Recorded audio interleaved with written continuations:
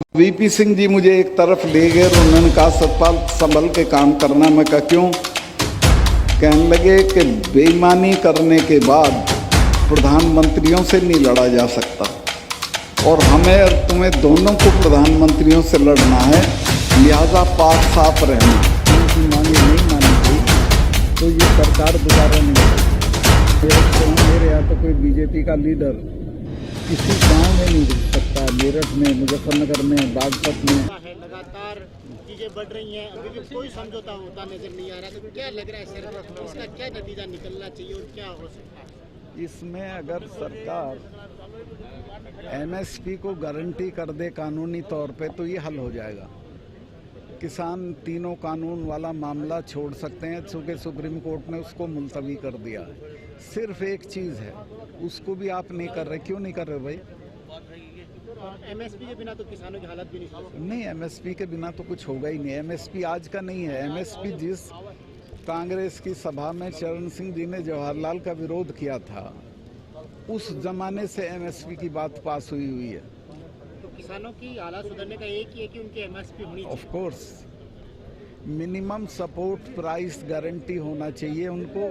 वो नहीं है तो वो बर्बाद हो जाएंगे। उससे कम पे वो समझौता भी नहीं करेंगे। आपसे कभी कोई बीच में मीडिएटर बनने के लिए या कभी सरकार ने कभी कुछ किया? सरकार ने कुछ नहीं कहा। सरकार वालों से मैं झगड़ा कर चुका हूँ, कह चुका हूँ आप गलत रास्ते पे हो, आप इसको सॉर्ट आउट करो। और ख़ास तौर से सिखों के बारे में ये लोग जानते नहीं हैं।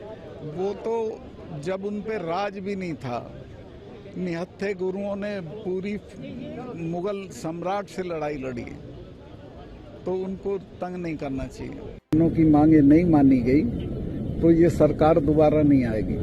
मेरठ से हूँ, मेरे यहाँ तो कोई बीजेपी का लीडर किसी गांव में नहीं घुस सकता। मेरठ में, मुजफ्फरनगर में, बागपत में घुस नहीं सकते हैं। वो नहीं समझते कभी भी जब तक पूरा सत्यानाश ना हो जाए। गिर्द हैं वो लोग, उनको गलत सलाह देना है। ये कहे तो कि तू मध्यस्थ है, मैं तो कर दूंगा मध्यस्थ, लेकिन एक पार्टी तो किसानों ने तो कह दिया हम मानने को तैयार है। सरकार भी कहते मैं बैठ के एक चीज है जिससे हल हो जाएगा। आप एमएसपी की गारंटी कर दो। तीनों कानून के मामले पे मैं किसानों को मना लूंगा कि ये तीनों कानून लंबित हैं, छोड़ दो इसको। वीपी सिंह जी मुझे एक तरफ ले गए और उन्होंने कहा सतपाल संभल के काम करना। मैं कहा क्यों? कहने लगे कि बेईमानी करने के बाद प्रधानमंत्रियों से नहीं लड़ा जा सकता और हमें और तुम्हें दोनों को प्रधानमंत्रियों से लड़ना है, लिहाजा पाक साफ रहना है। मैं जो कश्मीर से लौटने के बाद किसानों के लिए बोल दिया बेधड़क, अगर मैं कश्मीर में कुछ कर लेता तो मेरे घर तो ईडी पहुंच जाती है। आज से पहले इनकम टैक्स वाले पहुंच जाते। आज मैं सीना ठोक के कह सकता हूं कि प्रधानमंत्री के पास सारी संस्थाएं हैं, सब कुछ है और मेरी सारी जांच करा लें, मैं इसी तरह बेधड़क रहूंगा चूंकि मेरे पास कुछ नहीं। मैंने कश्मीर में जाने के फौरन बाद 2 फाइलें मेरे सामने आई। एक में तो अंबानी इन्वॉल्व थे और एक में संघ के एक बड़े अफसर हैं वो थे। एक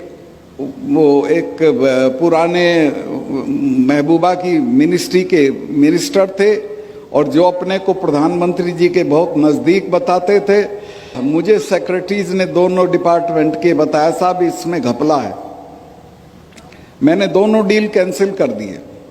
सेक्रेटरीज ने मुझे ये भी बताया कि साहब इसमें 150 करोड़ रुपया आपको मिल सकता है। मैंने कहा मैं तो 5 कुर्ते पजामे लेके आया हूँ, ऐसे ही चला जाऊँगा। लेकिन एहतियातन मैंने प्रधानमंत्री जी से वक्त लिया और उनसे मिलने गया और उनको मैंने कहा कि साहब ये फाइल है, ये इसमें घपला है, ये लोग इसमें इन्वॉल्व हैं, ये आपका नाम लेते हैं, आप मुझे बताएं क्या करना है। अगर इसे कैंसिल नहीं करना है तो मैं छोड़ देता हूं, किसी दूसरे को लगा दीजिए मेरी जगह, लेकिन मैं रहूंगा तो इसको होने नहीं दूंगा।